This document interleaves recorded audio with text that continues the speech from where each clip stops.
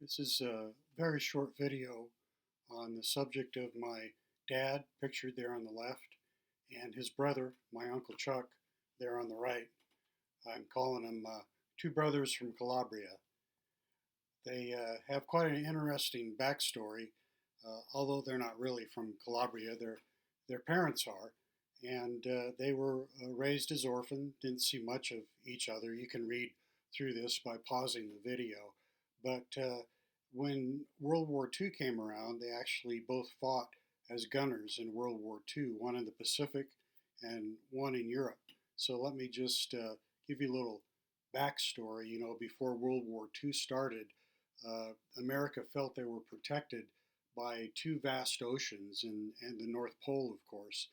But during the 1930s, when the Army was thinking about how they had used aviation in the Civil War, World War One, and then they noticed how the Spanish Civil War was going, they formulated a new strategic bombardment doctrine based upon von Krieg's On War, which is you need to attack the enemy's center of gravity.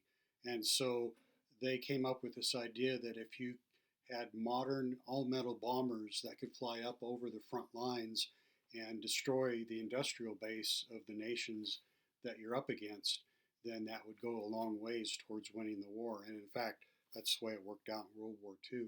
My dad was a ball turret gunner in World War II in Europe. That's him in the upper left there. Sometimes they replaced the ball with a radar, and he would be at one of the side guns. But the whole idea behind these fleets of bombers was that they could protect each other using these guns. Later in the war, when my dad was flying, they had fighter aircraft also.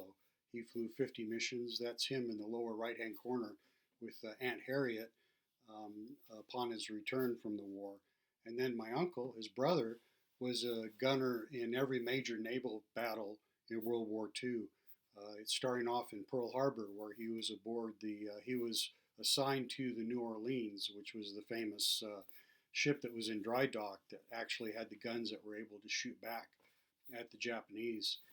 But the thing about the naval strategy was they were island hopping and winning battles all across the Pacific in order to establish a close enough base with all the logistics to be able to invade Japan. In the end, as it turned out, what they were building was a capability for B-29 bombers to fly out of nearby islands and attack Japan and bring the war to a close. So very interesting background there, both my dad and my uncle.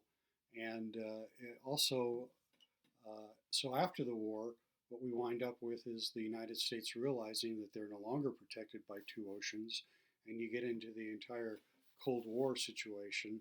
And I wind up as a pilot in Strategic Air Command, as an engineer on ICBMs, providing deterrence against attack from oceans that are no longer so vast. So that's a very short, condensed story. I hope to someday write into a much longer book.